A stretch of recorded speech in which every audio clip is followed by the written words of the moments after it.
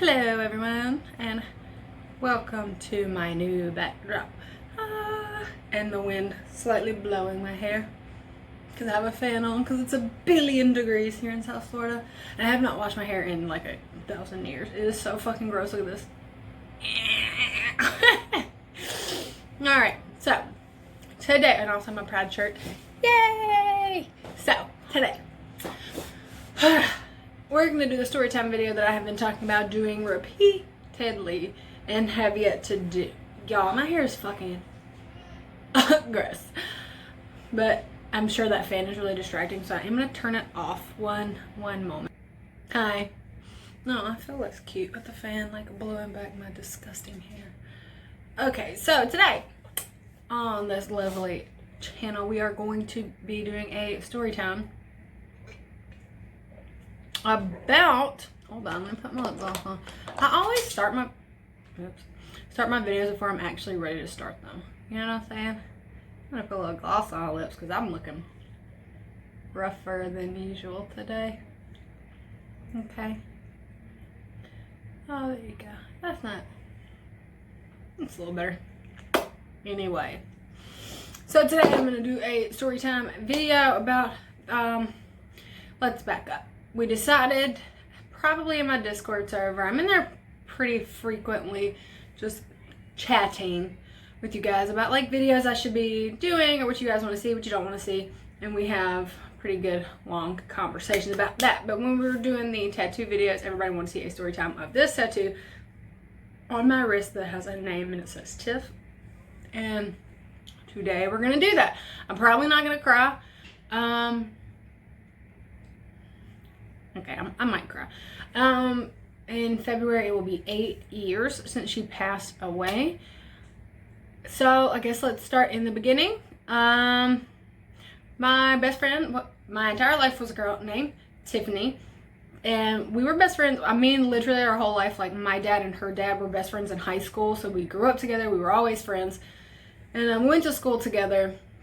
I mean, that was it. We were with each other 24/7. I was always at her house, or she was at my house all the time, like all the time. Like I called her mom and dad, and I still do to this day because we still talk, and I still call them mom and dad. We talk every year on her birthday and the anniversary of her passing away. I talk to her, all her friends that weren't really my friends until after her, and then her family and I, you know, we all kind of get together and talk. I do live very far away now, so I don't really hang out. I've only been to her gravesite once, and I will never go again. It was not a good moment. Like I don't really do well with like death and stuff, so I just kind of don't handle that. Anyway, so we were always best friends. We did everything together. We really liked to go eat Mexican food. Like we went all the time. And she moved away at one point. Her parents split up, and she moved away. And she lived about an hour away, but I still saw her all the time. Anytime she was at her dad's house, I was there. She had a pool. We swam all the time. We had the best friendship. I'll never forget, she had a waterbed, and it was miserable because she was one of those people that was like up and down all night. Like she would get up and she would be awake and asleep and awake and asleep and get up and go to the living room, get up, make food, hold. Okay. The allergies. Excuse me. Anyway, or whatever. And she had this little poodle name. Her name was Princess, but they called her Bebe. Real cute little dog. But if she needed to go outside, they were just up, and she was up and down all freaking night. And anytime that she would get up, we were both sleeping in the bed, I would be like rocked awake because that's how those beds work. But I'll always remember that because she would wake me up 1,000 times a night because I just like in the fucking waterbed. Waterbeds are the worst, and she thought it was the coolest shit in the world. And this is like way after waterbeds were a thing, but she had a waterbed because she thought it was like the shit. Another one of our favorite movies. We had 2 movies. I have the burps. I'm sorry.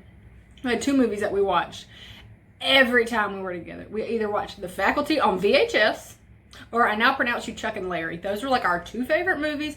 We watched them almost every day. It was hilarious. It was great. We also used to eat a lot of Subway too. Subway was a thing. God, this hair is so gross. Anyway. And then I went to college and moved about 3 hours away from where she lived. We still talked all the time. You know, we still talked every day. Anytime I was driving home, I would call her and she would talk to me the whole way, like the whole 3 hour drive. Because sometimes I would come back at nighttime and I would get sleepy and she would talk to me the entire time. I always stayed with her.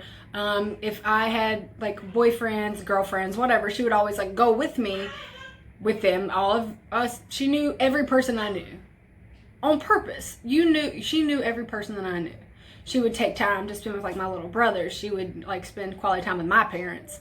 Like and I made it a point, like I said, that she knew everybody that I knew. If I was going somewhere, it was implied that she was coming and everybody was fine with that. I would take her with me on dates, like, and it was never a thing. Because if somebody was like, I don't want her to come, I'm like, oh, okay, well then we just won't go. We won't come.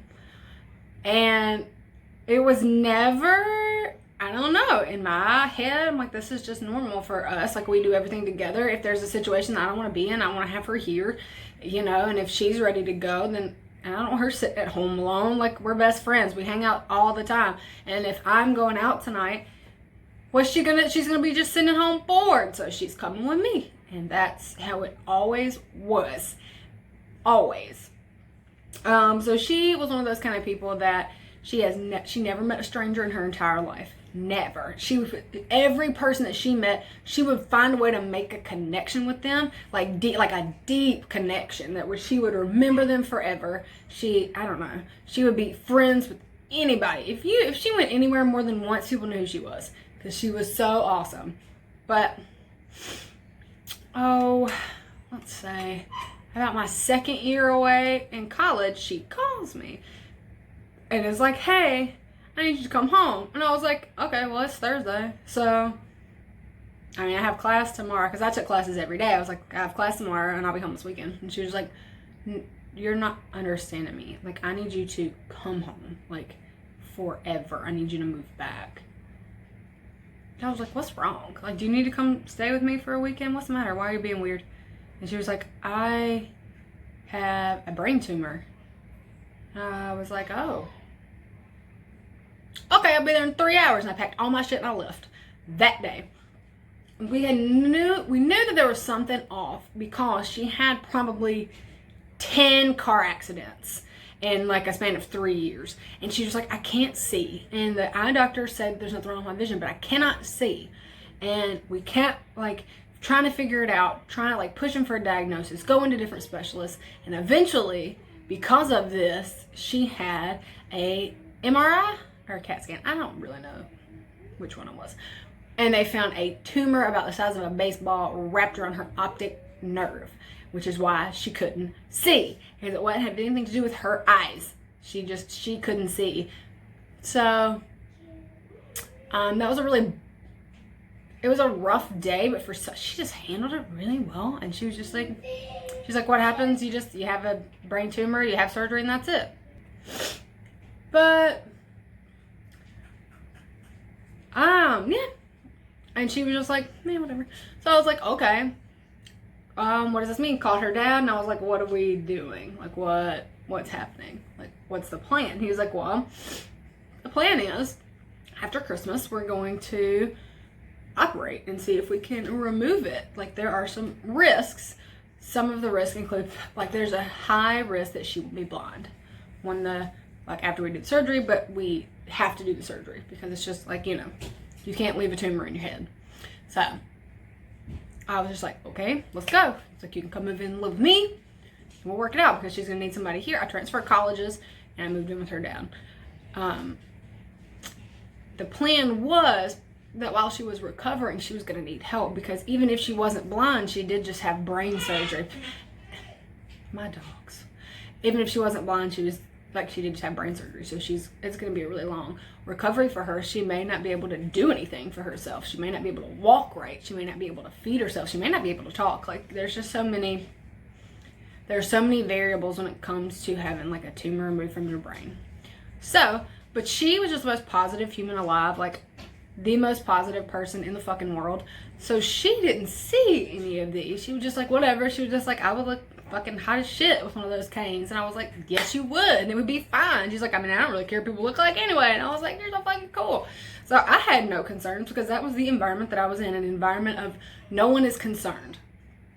So we got up and we went to have the surgery after Christmas. It was just a thing. Like, her mom took her, I guess I should give you a little bit more of a backstory. So Tiffany was gay. Where we are from, there was no one that was gay. No one. We're from a very, very small town in Mississippi. No one cared. Like, well, she told, like, our friends, like, individually spread it out throughout, like, years. I was the last person she told that she was gay. And none of us cared. But, like, the town and the school as a whole bullied her until she moved away. Because she was still staying when her parents got divorced. She was still staying in our small town.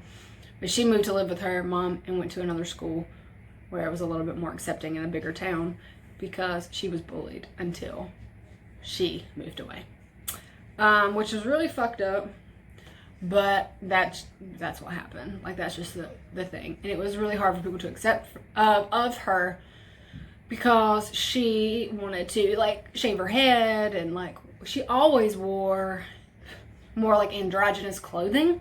But nobody thought anything of it because she always just wore t-shirts and jeans and wallabies. If you guys know what those are, Google them shoes. They're ugly, but we all wore our Birkenstocks every single day. That was her outfit. And if we had to go to church, she would put on a, like, polo shirt and jeans and wallabies, and that's what she wore all the time. And she had really long hair, and then she cut it short like here. No one thought that was weird. And then she cut it short like this. No one thought it was weird. She wanted to have, like, the swoop haircut. And at the time, her parents wouldn't let her. But everyone, the world changed and it became a lot more accepting. Her parents were actually really supportive of her. It was just, it's a difficult thing, you know, for everyone, I guess. She didn't tell me until everybody else already knew. And she didn't even come to me and tell me. I asked her. And she was just like, yeah. And I was just like, well, why are you... like, I was so hurt. I was like, why did you tell everyone but me? Like, this is really upsetting. Like, you don't think that, like, should get to know, like, who you are? I shouldn't get to know any, like, pieces of your life? Then she was like, no. I'll never forget this. We're standing in her driveway. She was like, the reason that I told you that I didn't tell you, or you found out last, is because if you didn't want to be my friend anymore, then that would crush me. I don't really care if these other people don't want to be my friend anymore. Like, I would be okay, but if you didn't want to be friends with me anymore, I would be crushed. And I was devastated. So, like, I don't know. I'm sorry if I ever gave you that impression that I wouldn't want to be your friend anymore. Like, I'm sorry if that's, like, that you didn't feel, like, safe to tell me that.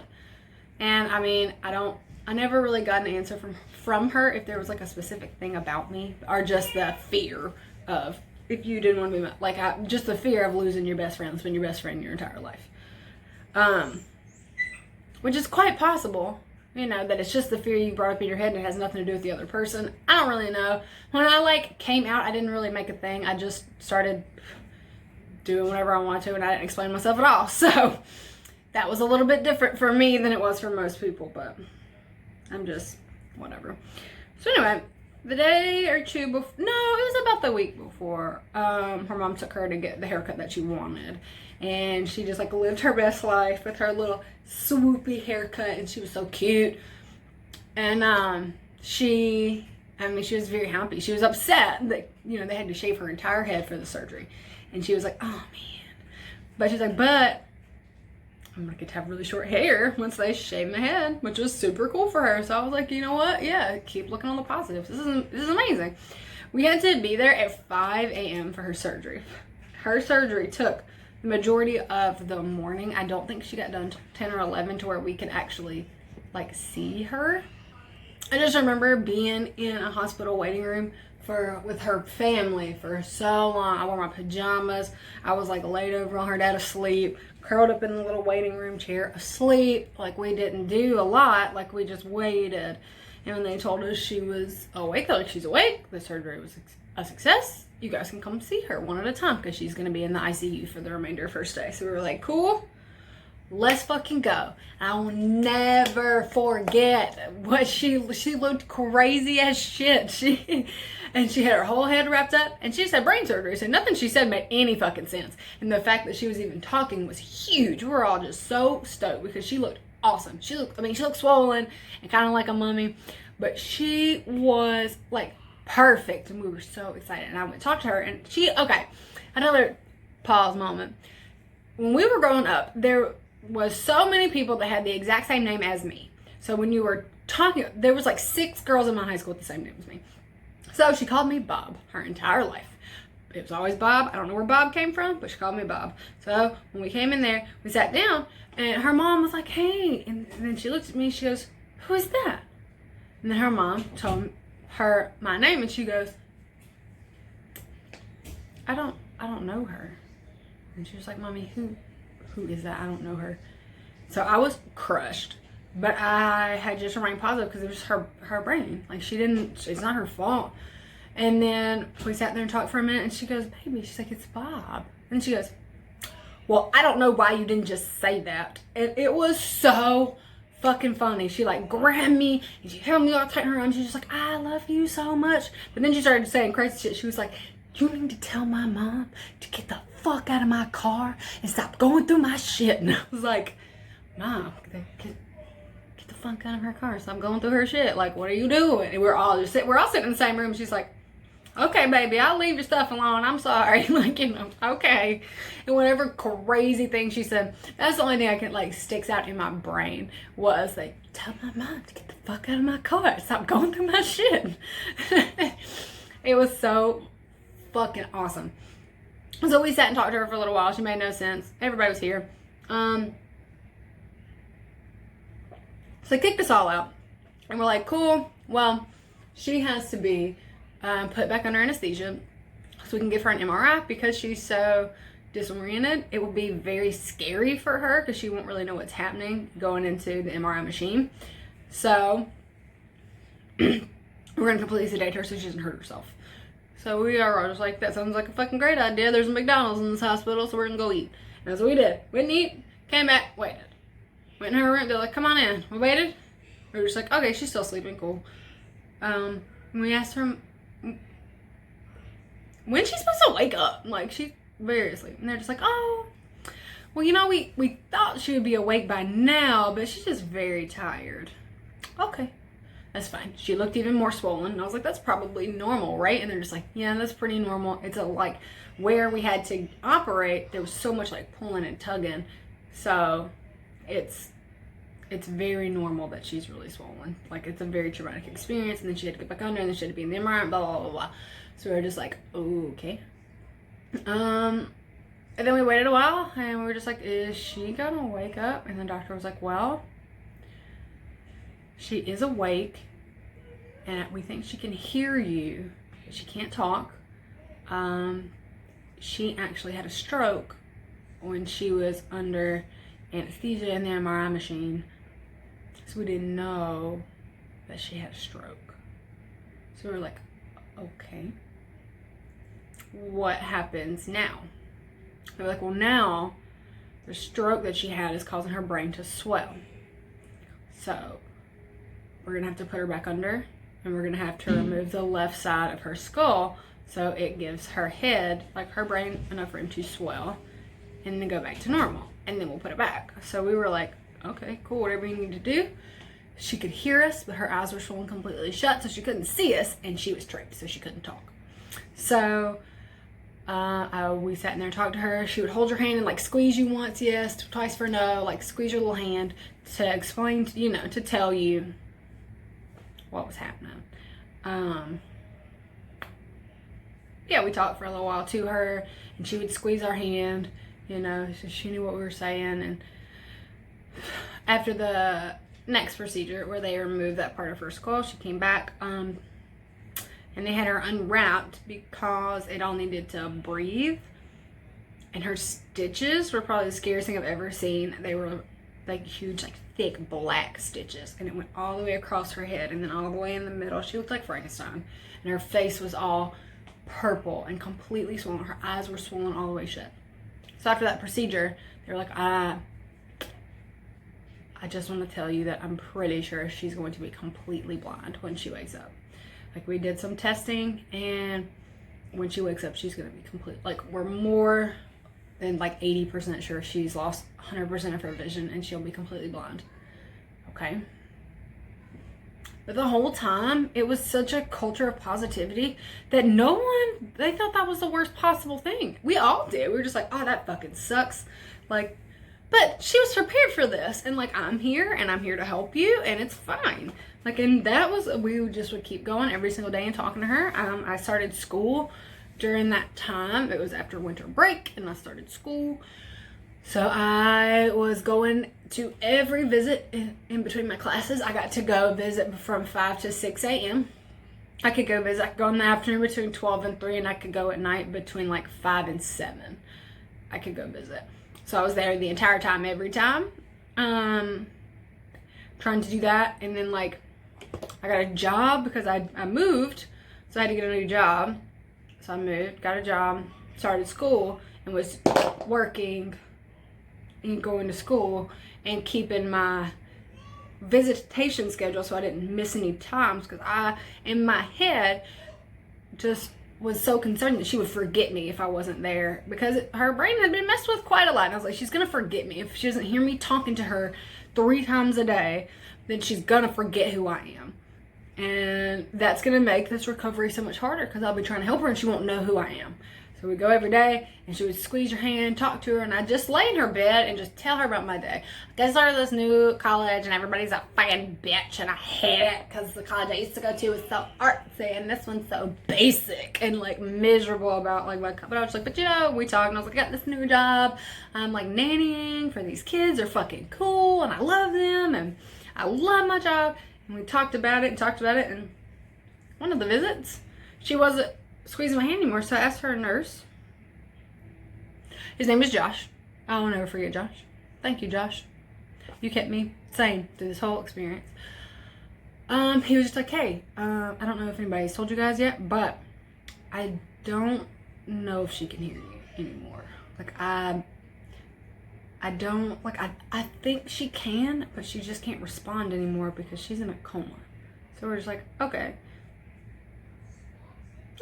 like, she's had a lot go on. Like, that's a body's natural response to shut down. Okay. Later that day, they said, hey, her brain has not stopped swelling. It's still swelling. We need to go in and remove the other side of her skull. So basically, she had skull in the front, skull in the back, one piece down the middle, and then both sides look like slices of watermelon were gone. So her brain could swell.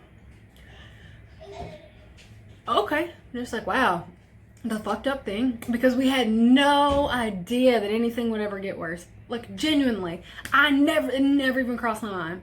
We had taken a lot of photos of her in this state because we were making a scrapbook for when she was get better, so we could be like, you were so ugly.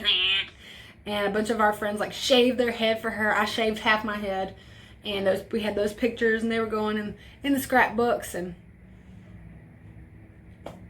yeah, so we had photos of all of this, of her. I remember that surgery because when she came out, they were just like, I don't know if she can. Well, Josh was like, they're saying she can hear you, but I don't think she can hear you. Like, I think you should keep talking to her, but I don't think she's there.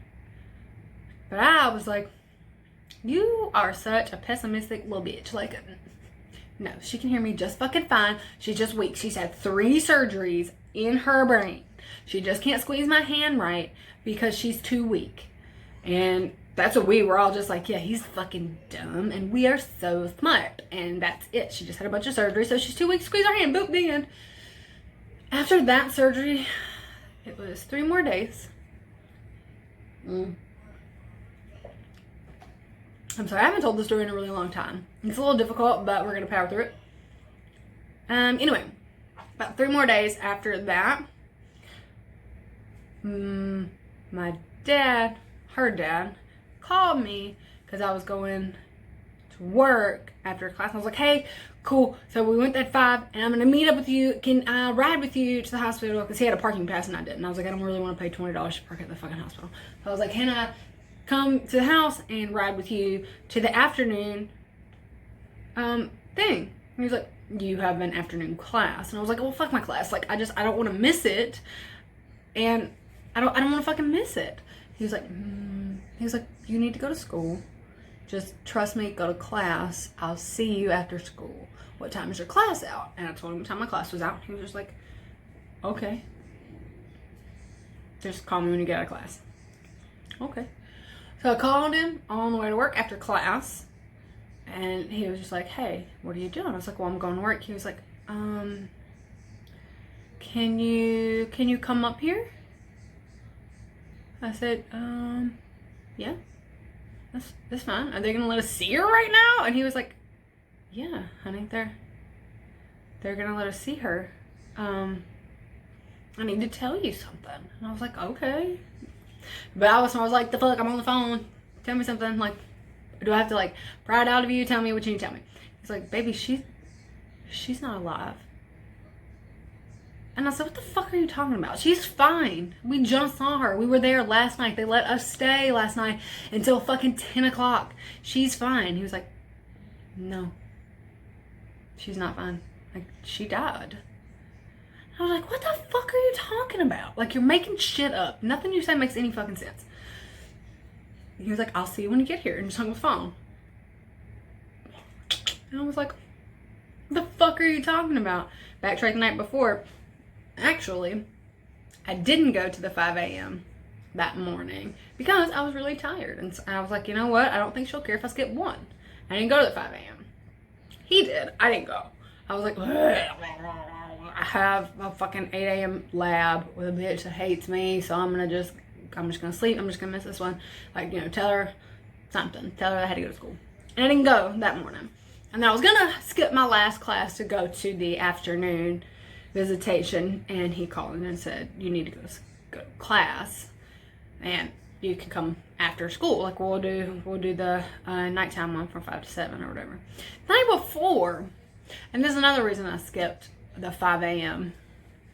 visitation, because the night before I was laying in the bed with her, just all up in that bed too, like telling her stuff, like rubbing her hand and talking to her about stuff. And Josh came in and was like, hey, it's almost time to go. And I was like, okay, I'm almost done. He was like, all right, cool.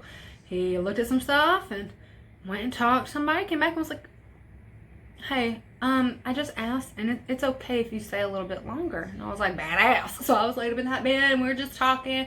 I was telling her about my life and all the cool stuff we're gonna do, and all these like badass hats that I had found that she's gonna look so cool with like her Frankenstein scars and her cool hats. And I was just like, wait, can get the tattoo and you can look like a baseball. Like, it's gonna be so fucking cool. And then he came back in. It had, oh my god, 2 hours. I stayed 2 hours later. And he said, I was like, okay, like I need to change some of her stuff. Okay. He was like, you can come back in a minute. I was like, okay, cool. So I just went and waited. And he took her and then came back with her and was like, here. He's like, you've got like 10 more minutes. And I was like, cool, fine. Sat in there, talked to her for another 10 minutes, told her I loved her, left. Then,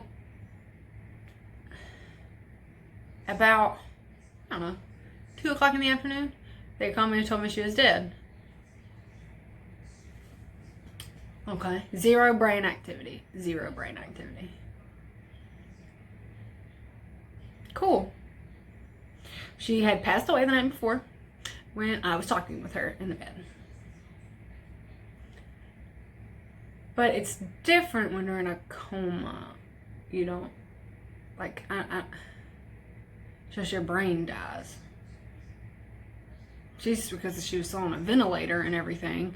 So she was breathing, but her brain was completely dead at that point. Josh knew this, doctors knew this, and they let me stay.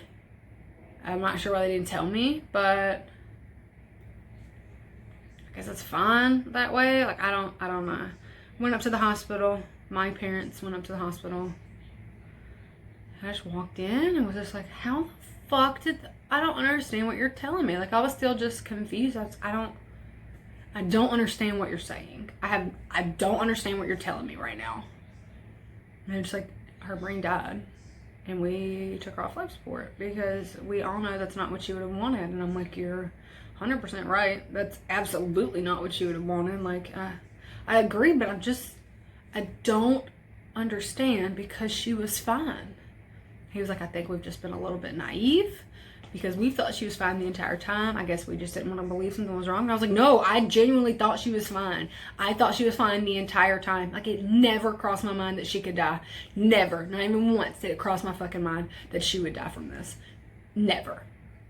And, which is, looking back now, somebody that's in, well, the animal medicine field, but medical field nonetheless, it is ridiculous that it never would have crossed my mind that she could pass away from brain surgery. I don't know. It never did. She passed away a month before her 21st birthday. And that's how the story goes. We did her funeral. I spoke at it. And it was probably the hardest time of my life. I started therapy. I moved back in with my parents. I didn't leave my bed. But I didn't sleep. I didn't go to school. Or if I did, I don't remember. But I wouldn't sleep for days and days and days. And I wouldn't eat anything for days. So I would get up and just go on about my life like everything was fine. I think when I finally got help, my mother basically was like, you're going to fucking therapy because you're gonna die. I said, fine. Went to therapy. I weighed 87 pounds. I'm 5'9". I was like, okay. Like, so, like, I don't understand. He's like, when was the last time you ate? I was like, I don't know. Probably this week. Like, I think I had a salad. Like, how long ago is that?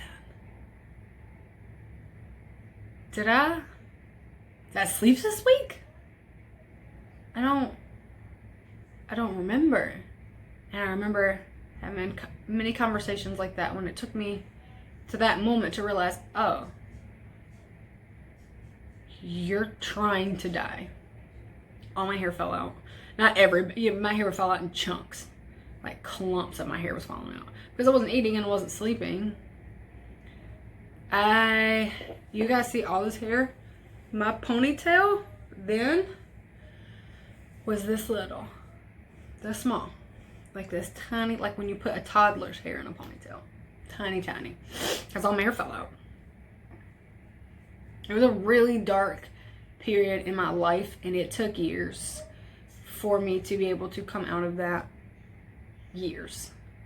When someone is taken away from you like that, your whole world just is shaken. And you, especially in your opinion, like to me, that came out of fucking nowhere. I had no clue that. I went to her grave site probably 2 years later, and I never went back. But I'm gonna stop. I'm gonna stop here because I'll just keep talking to you guys on me. I'm fine now. Like, I've made peace with what has happened in my life, and I still love her very much, and that's why I have her name tattooed on me. She's still my best friend in the entire world. Maybe I'll insert some pictures in here. I don't really know how to do that, so maybe I won't. But I love you guys so much, and thank you for hanging out with me on this journey. Regular outro. If you would like to subscribe to my channel, go ahead. If you like this video, you can give it a thumbs up. If you want to see more storytime content, if you want to follow me on all my other social media accounts, you can follow me on Instagram at grungexglitterx, and you can follow me on Snapchat and Twitter at grungexglitter, and you can follow me on Facebook at grungeandglitter-kp. Thank you guys.